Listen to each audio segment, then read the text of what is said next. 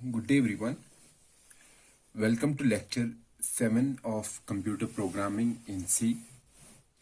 And in this particular lecture, we will be discussing about the keywords and data types. In our previous lecture, we were discussing about the variables. Okay. So whenever we have to use a variable inside a C program, we have to declare that particular variable. And for declaring a variable, the common procedure is first we have to write the data type and then name of variable. Name of variable. So this is how we declare variables. Declare variables in C. Okay, so here this double line or two forward slashes in C programming, two forward slashes is used for comments. Okay, so whatever is after these two lines, it is a comment. So our C program does not take care of this. It will ignore this written text whenever it is executed. Okay, so or we can say comments are just written in the program to make it readable. Okay, so that if somebody else is reading my program, he can find what is the meaning of each line. And how are comments used in C programming? So you can write a comment by first writing these two lines. Okay. So there is other method of writing a comment, and that is you write this forward slash, then star, then write whatever is in between. For example, anything you can write here and end the comment with this star and forward slash. Okay, so whatever is in between these two, that is treated as a comment, or we can say our compiler ignores the text that is written between these two lines. Or other method is writing like this. So the difference between this one and this one is that it is a single line comment. Single line comment. And this one is a multi-line comment. What does that mean? That if I put these two forward slashes and write some text, and now if I go to the next line, let's suppose I am writing A, B, C or something, anything I am writing. So my compiler will only ignore the text that is written in the same line after this, after these two lines. So it won't ignore the next line. However, if I am writing like this, write something, this is a C program, and then end it. Okay, so my compiler will ignore these two lines, this line and this line, because this is a multi-line comment. So whatever comes in between these two structures, that is ignored by our compiler. Okay, so the difference is this is a single line comment and this is a multi-line comment. And another thing that you have to keep in mind while writing comments is that comments cannot be nested. Nested means, what is the meaning of nested? Nested means that if we have some structure and inside that structure we have the same structure. What does that mean? For example, if I have this structure, this is the comment structure. If I write the same structure inside this, so this is also a comment structure. Okay, so inside this structure I have another comment. Okay, Okay, that is called a nesting. And this is not allowed in C programming language. A comment cannot be nested. We cannot have a comment inside a comment. That will give an error. Okay. So let's come back. So this was about the comments. So how to write comments in C program. So as I said, there are two ways to write comments. One is to use these two double lines, but it is a single line comment. And another method is to use a forward slash and a star. This is a multi-line comment. And also a comment cannot be nested. So this is how we write comments in C programs. So let's come back here. So I said that a variable is to be declared whenever we have to use the variable in a program. So and a way to declare a variable is to first give a data type and then name of variable. Okay, so this is called a declaring variables in C. Declaring means giving information to the program that this particular structure will be used. Another term apart from declare, so one is declare, another thing is initialize. So these are two terms. Declare means informing about an element. So here it is an element. So variable is a program element, okay? And an entity that is used inside a program. So informing about an element, informing means the name of an element and the data type of the element. So this is called declaring the variable. Another is initializing. Initializing means giving value to a variable. Okay, so we have declared a variable. Let's suppose we have declared a variable int, and the name of variable is, let's say, value. So this is a variable. Now if I am giving some value to this variable, let's suppose 5. So here I am initializing. Initializing means the first time I am giving some value to the variable. So here I am initializing it. Okay. There is a method that you can declare and initialize at the same time. That is, for example, I can write int value is equal to 5. So here I am declaring a variable and the name of variable is value and its data type is int, and I am also initializing it. Initializing means I am giving value to the variable. So that means we can declare and initialize variable at the same time, or we can do it separately. Here I am doing it separately. Fine. So, so this was about the declare and initialize. So let's again go back here. So what I am saying, that whenever I have to use a variable, I have to declare a variable. Okay, declaring a variable means giving a data type. So what is the meaning of data type? That we have to discuss in this particular lecture, and giving a name to a variable. Let's first see this, giving a name to a variable. So giving a name to a variable, that means we have to find an identifier. So what is an identifier? Identifier means a name given to a program element. So we need an identifier here.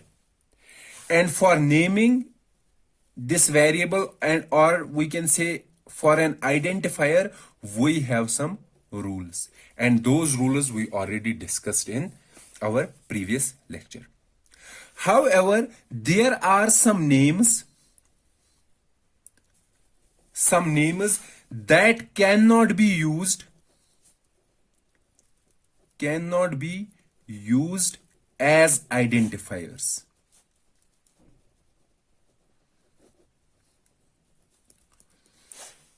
So in our previous lecture, we discussed the rules for an identifier. However, today I am saying that there are some specified names that cannot be used as identifiers. Those names have special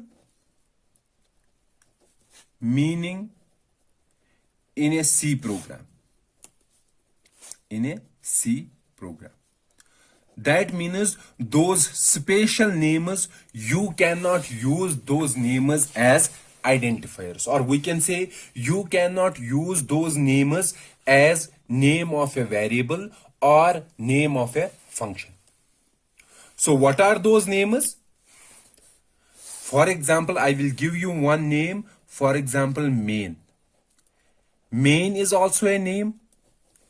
Okay, it is also a name, but this main has a special meaning in a C program. And what is the special function of this main? Basically, it is the starting point of program execution. So you cannot name any variable as main. Likewise, there are some other variables. For example, there is another include. You cannot use this as a variable name, or we can say you cannot use this as a keyword. No, sorry, you cannot use this as a identifier. Likewise, we have other, let's say do, or for, or while, or switch.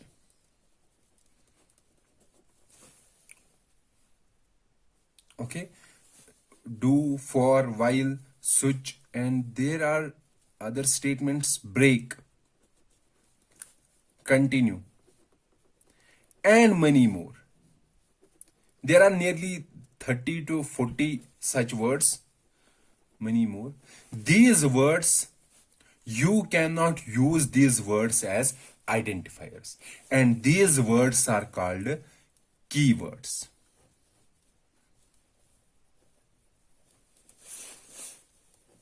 So what is a keyword? A keyword is a special word that cannot be used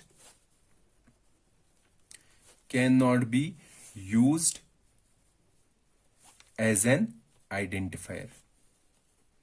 And why it cannot be used as an identifier? Because keyword has a special meaning for a program. These words have some special meanings.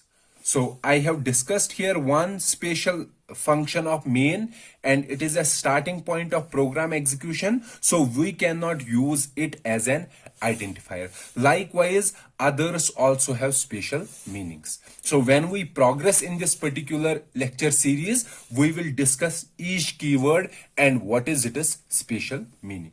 So what is a keyword? A keyword is a special word that cannot be used as an identifier. Okay, they have special names and they have special functions in a program. Okay, so what we were discussing is that we have a variable.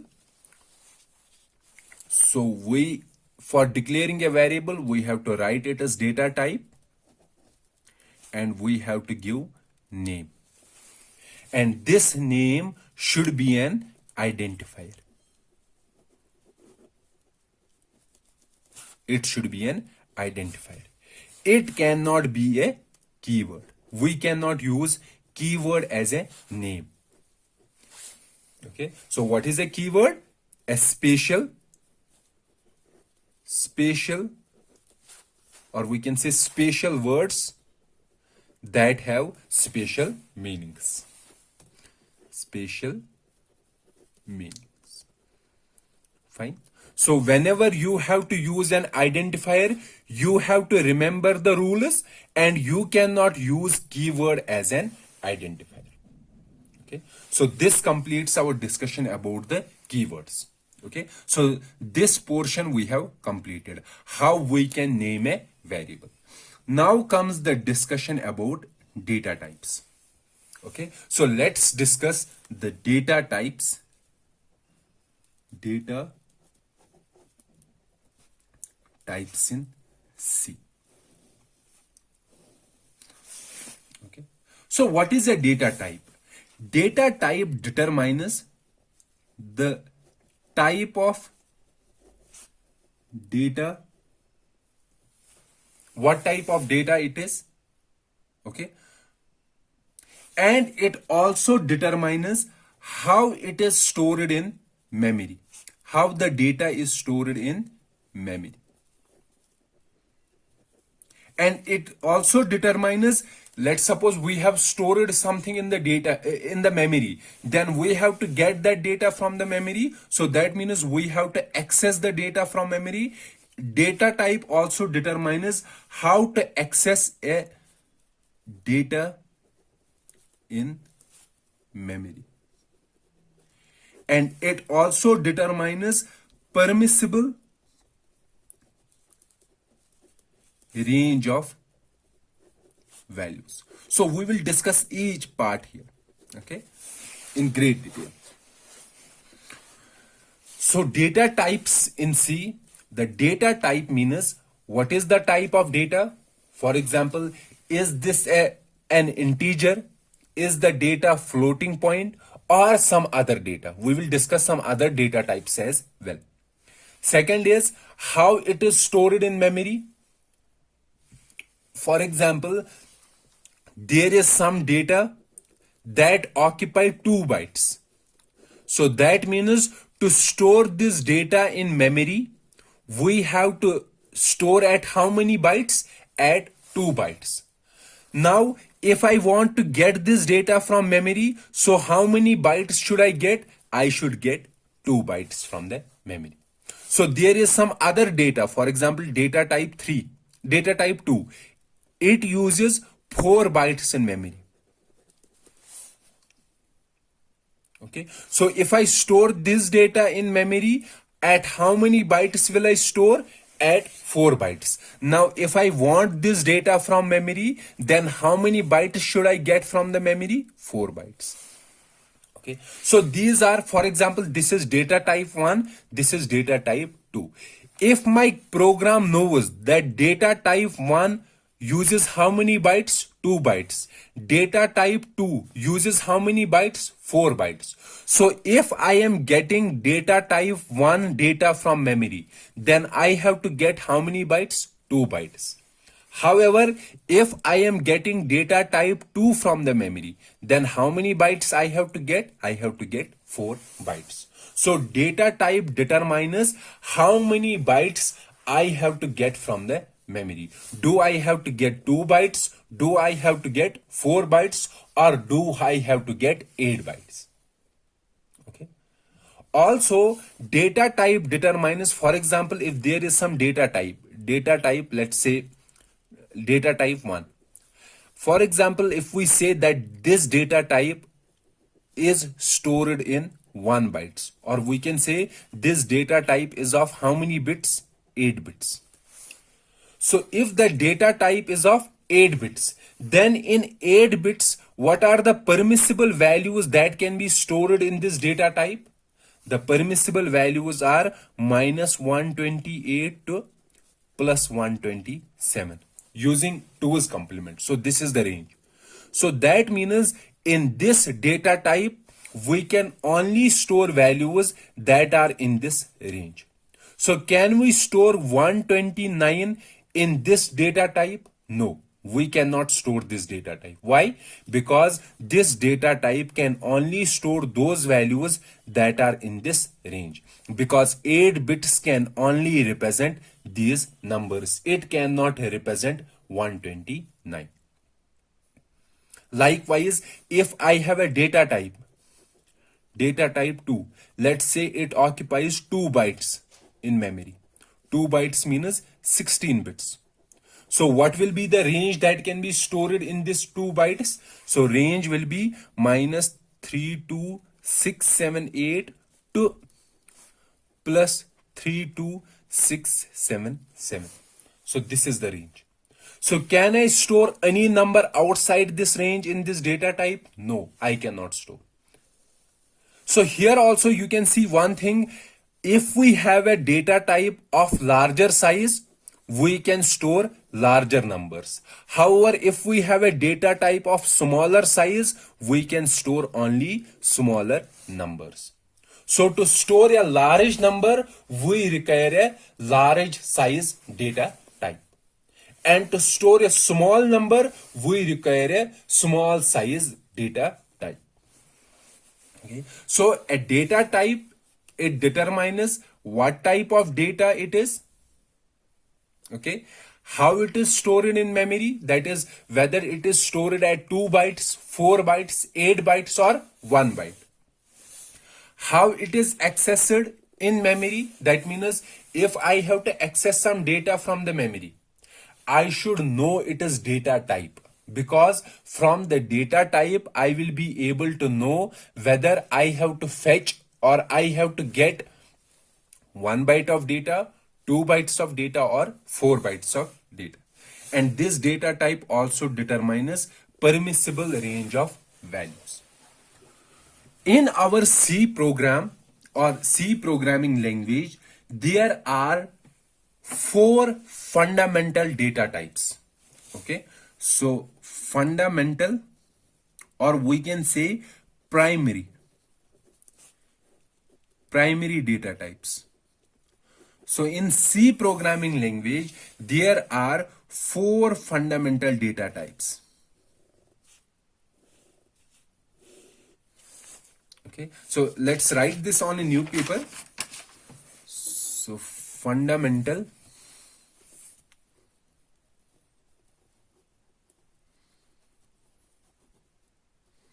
or primary data types. So as I said, there are 4 primary data types in C programming language.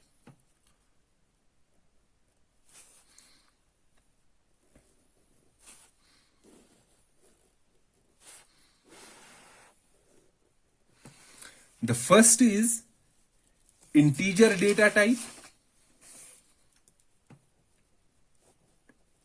The second is character data type. The third is float data type. And the fourth is double.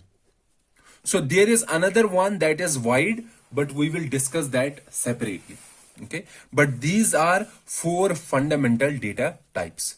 Some say that fifth is there, that is wide data type, but we won't include that here. We will discuss that data type separately.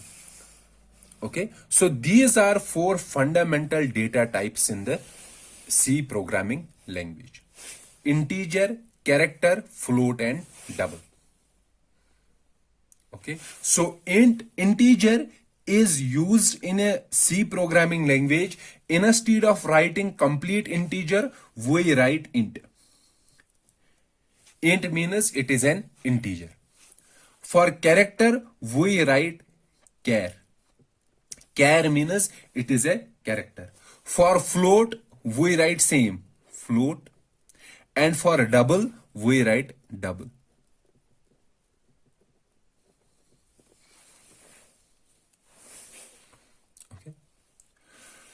So for an integer occupies 2 bytes of memory. How many bytes? 2 bytes. But this varies from one computer to another computer. So in some computers, integer occupies 2 bytes. In some other computers, integer occupies 4 bytes. Okay. So let's say it occupies 2 bytes, because 2 bytes is the most common memory that is occupied by an integer data type. But you have to remember that this varies from one computer to another computer.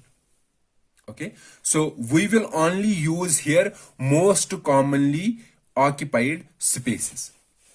So int occupies how many bytes? 2 bytes. But you have to remember it varies from one computer to another computer. In some computers, it occupies 2 bytes. In some other computers, it occupies 4 bytes. Okay. Character occupies 1 byte of memory. Float occupies 4 bytes of memory. And double occupies 8 bytes of memory. Okay, so let's first discuss about the integer. So it is occupying how many bytes of memory? 2 bytes. 2 bytes means 16 bits.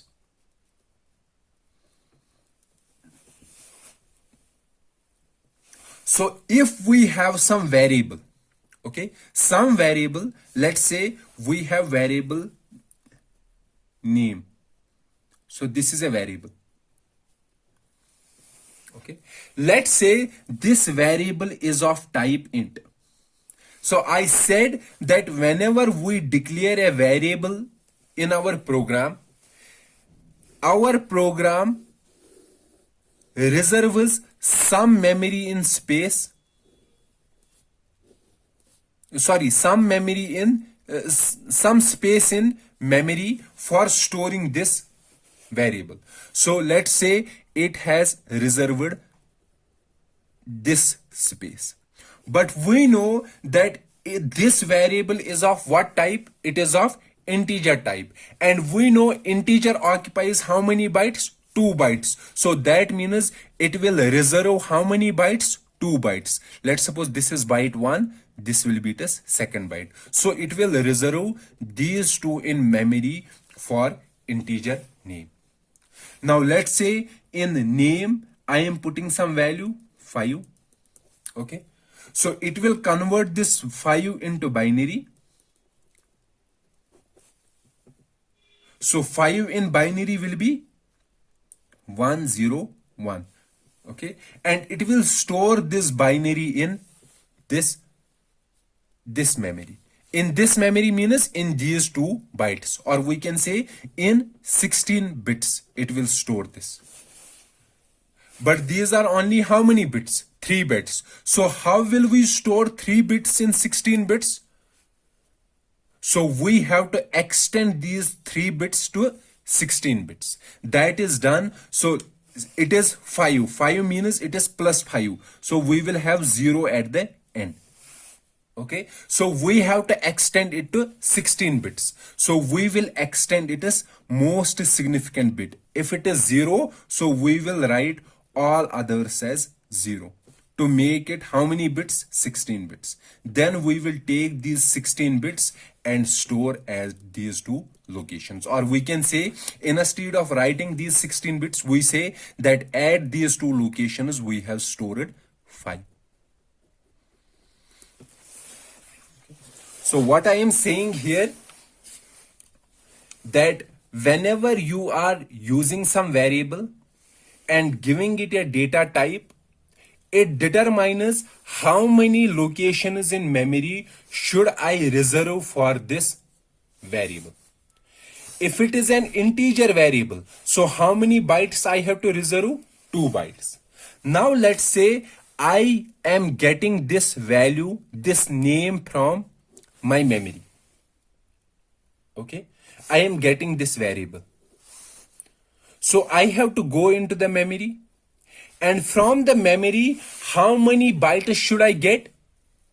So I will determine what is the data type of this variable. So what is its data type? Its data type is int.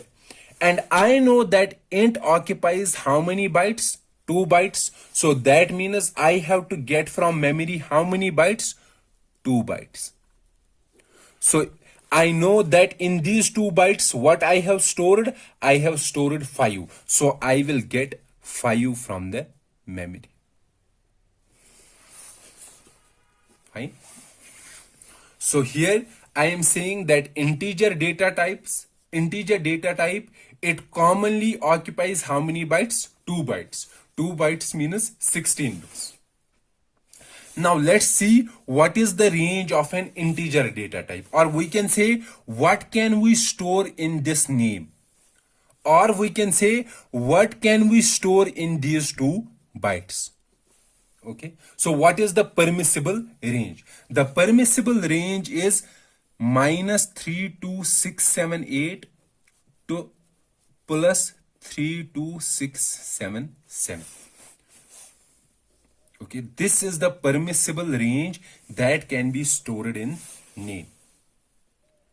So because this is in 2's complement, and we already discussed that if we have n bits, then is 2's complement we can store 2 raised power n minus 1 to plus 2 raised power n minus 1 minus 1. So this we have already discussed. So this is the permissible range or permissible values that can be stored in name. Now, for example, if I am doing int name, okay, then I am doing name is equal to 32660. Is this correct? Can I store this number in my int, in my name? So I will first find out what is the data type. Data type is int. And what is the permissible range? Permissible range is this. Does this number comes under this range? Yes, it comes under this range. So that means this can be stored in this name. Now let's say I am storing name is equal to 32679. 32679. So is 32679 in this range? No, it is outside this range. So basically, so let me go here. So what I am saying that integer has a range from -32678 to +32677. But this range is when integer occupies how many bytes? 2 bytes in memory. So now I am saying I have a variable whose name is name and its data type is int. Now I am putting this value, name is equal to 32679 in this name. So will my name store this value? No, it cannot store. So what will be stored in this name? Okay, since we are giving this value to this variable, so what will be stored in this name? We know that this value is outside this range. So basically, when we discussed 2's complement, we said that it is like a circle. So it starts from 0, then 1, 2. It will continue like this. The last will be 32677. Then after 32677, we will have -32678. Then -32677, and it will go like this. Last one will be -1. So this 32677 is the last one. But here I am writing 32679. That is after 32677, what is there? 32678. Then 32679. But it will move in this circle. So after 32677, it should be 32678. However, the next is -32678. So if I am storing 32678, if I want to put 32678 in this name, it will store -32678.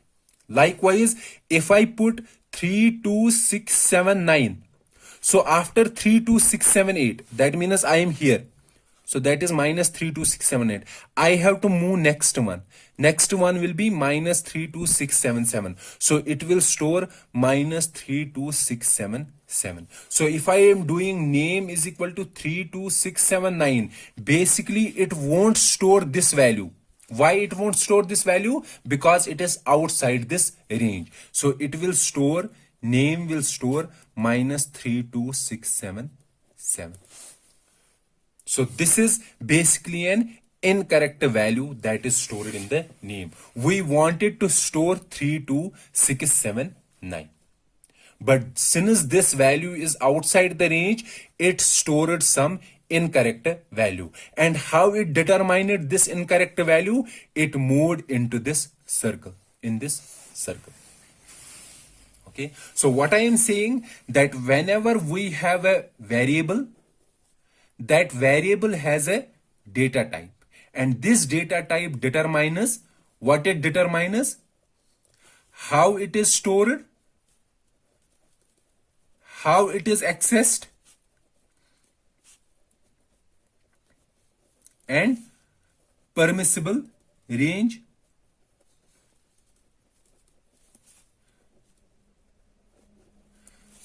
So these are the different, we can say, different parameters associated with a variable. Okay. So let's go back here. We said that there are 4 fundamental data types in our C programming language. The first fundamental data type is integer, and it is represented using int. Int means that it can store integer numbers only, and each number will occupy how many bytes? 2 bytes.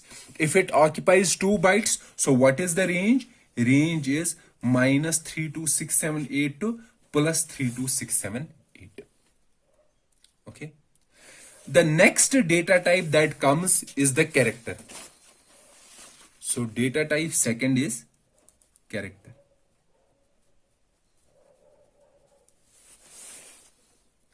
Okay. So character data type is used when we have to store a, so it is represented by char when we have to store a character. So what is a character? Any entity, any single entity from the character set of C program. Character set of C program. So what is there in the character set? In character set we have A to Z, capital A to capital Z, digits 0 to 9, and spatial symbols.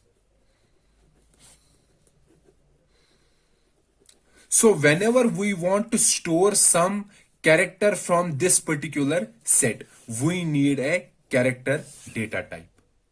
And every character is enclosed in a single quote. For example, this A means it is character A.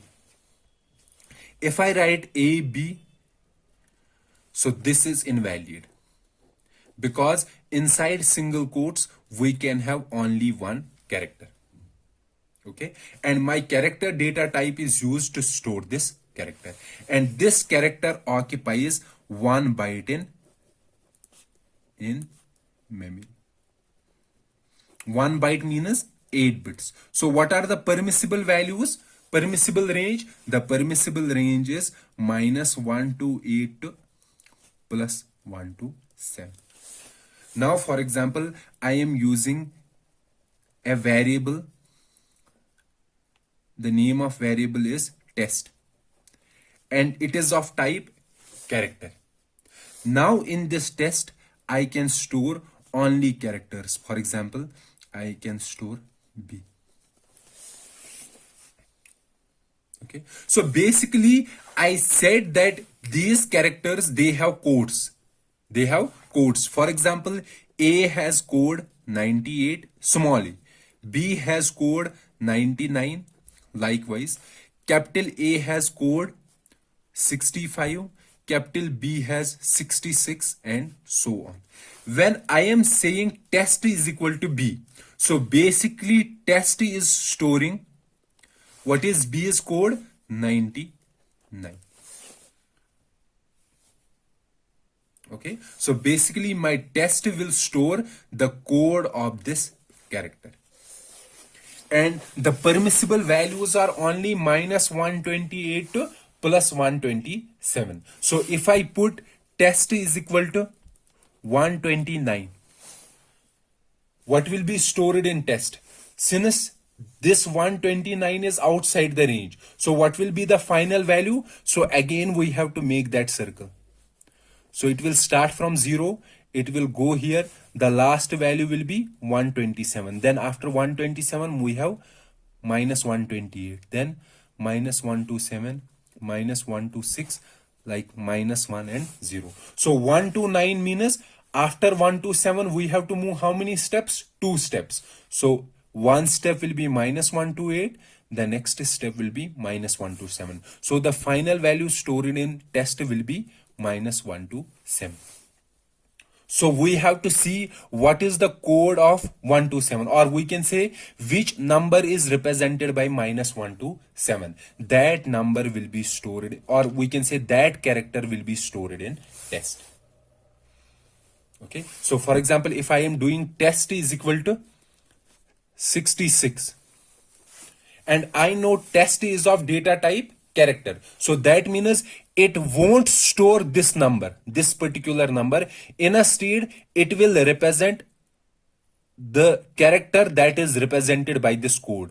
So this code represents which character? B. So this test stores character B. Okay, so this is a character data type. The third data type is float.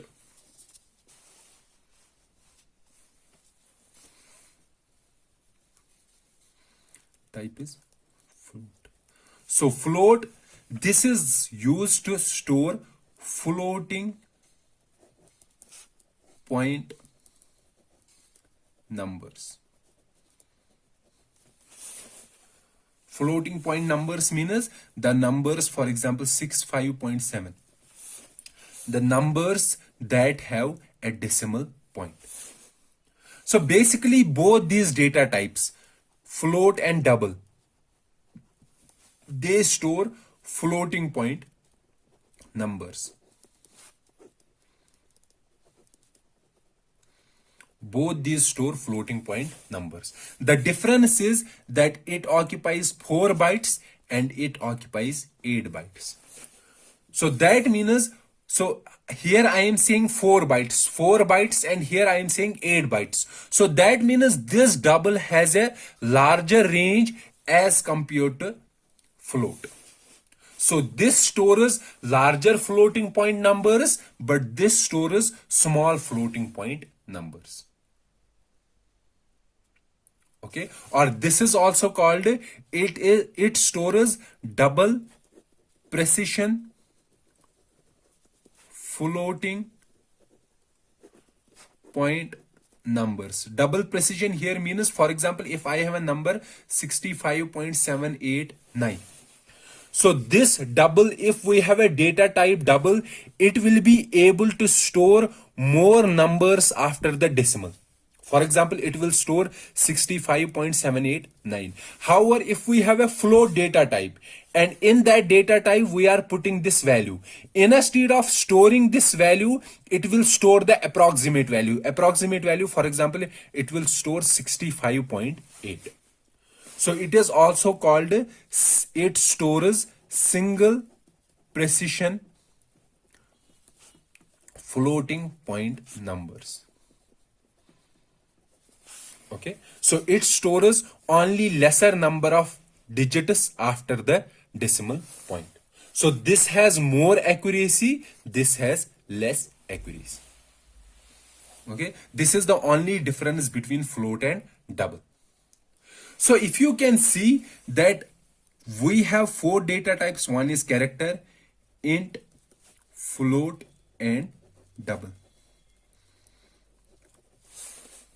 And we have discussed that data type is like a bin, or we can say container. So that means character is like a container. So this is a container that can store values from -1 to 8 to +1 to 7, because it is 1 byte. Integer is 2 bytes. 2 bytes means that it is also a container, but it is larger than this. Larger means that it has higher capacity, -32768 to +32678. Then we have float. Float is 4 bytes. That is, it is also a container, but it has larger size than int. And then we have double, 8 bytes. It means that it has much larger size than all of these. This is a container. So you can see that integer can store all the characters, integer data type. Can it store all the floats? No, it cannot, because float is larger than int. But float can store all the integers because it has its size also occupies these numbers. And double can store character, integer, and float. Okay, fine. So I said that integer, let's take an integer. Integer can be positive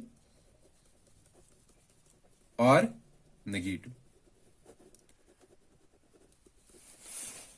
Fine. And integer can be positive or negative. And if it is positive or negative, that means the range is 32678 to plus 32677. Now let's say in my program, I have some variable.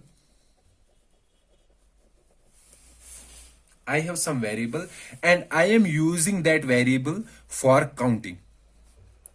Okay. Let's say the name of the variable is count. It is used for counting. So what should be the data type of count? The data type of count should be int, because I have to store integer in this. But I know that this count will always be positive.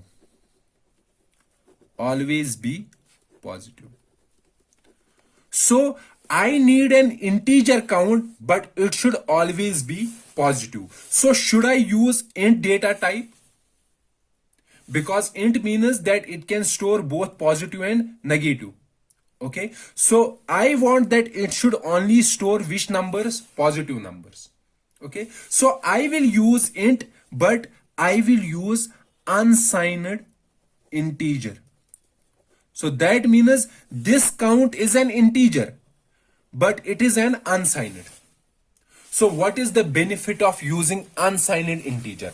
The benefit is that if this is a signed, so what is the range? Minus 3267 to 32677.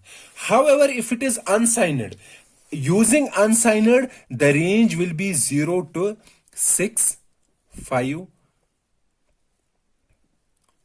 5, 3, 5. Okay, so basically it is 6, 5, 3, 5, 5. So that means in this count, I can store from 0 to 6, 5, 3, 5, 5. So the range has increased from the positive side. Okay, so here from the positive side, range is 32677. However, here the range is 65355. Why range has increased? Because we have removed these negative numbers. Okay, so I know that this count will always be positive. So instead of using negative numbers, I should only use positive numbers. So with an integer data type, we can specify whether it is a signed integer or an unsigned integer. So for example, if I am writing unsigned int and count, so this will be a data type, and this is the name of variable. So that means I am using which variable? Count variable. Okay, and it is data type is int. So if I am writing data type is int means that it may be a signed or unsigned. Okay, sorry, it means it can be positive or negative. So what is the range? Minus 32678 to plus 32677. Now I am putting some special character or special word before int. So what is this special word? Unsigned. This is called a modifier. That means it will modify this integer. So it will say that instead of storing signed positive and negative numbers, we are saying this count will only store positive numbers. It won't store negative numbers. So in this particular case, count will only store positive numbers and the range will be 0 to 65355. So that means with data types we can have some modifiers that will modify the meaning of a data type. So what are the different modifiers? One modifier is unsigned. By default, if we are not writing any modifier here, that means it is signed. Okay. However, if I am writing unsigned, means that it is an unsigned quantity. Okay. So one modifier is unsigned. So I am writing unsigned int count. Okay, that means count is a variable and its data type is unsigned int. Or instead, I can directly write unsigned count. So this also means that count is an unsigned int variable. Okay, so by default here int is there. So we can skip this int. Unsigned will determine that it is an integer data type and it is unsigned. Okay. Likewise, we have different types of modifiers. For example, another modifier that is used with integer data type is short. Okay, this is another modifier. Another modifier that is used is long. Okay, so but you have to keep in mind that these short and long, they are only used with int and float data type. We don't use short and long for character data type. So you have to remember this. Short and long, they are used for integer data types. So I am writing, let's say, short int count. What is the meaning of this? So I know integer data type stores how many, occupies how many bytes? 2 bytes. So that means this count, for this count, we have to reserve 2 bytes in memory. If I am writing short int count means count is an integer. It stores integers. But instead of occupying 2 bytes, it will occupy less than 2 bytes. For example, it will occupy only 1 byte. Okay. Or we can say only 8 bits. So in that particular case, what will be the range? Range of count? Range will be -1 to 8 to +1 to 7. So that means this count will store only these numbers. So instead of writing short int count, I can directly write short count. So by default, it will assume that it is integer. Okay. So functionality of unsigned is that it will say that it can store only positive numbers. Functionality of short is that it will occupy less space than the integer. And another is long int count. Long int means that if int is occupying 2 bytes, okay, that means count is occupying how many bytes? 2 bytes. But putting long before int, that means count will occupy more space. So that means, let's say count will occupy 4 bytes. So it includes 4 bytes means the range will be more than 2 bytes. Okay, range will be more than 2 bytes. So if you have to use an integer variable count and you know that that variable should store large integers, very large integers, that then instead of using int, use long int. Okay.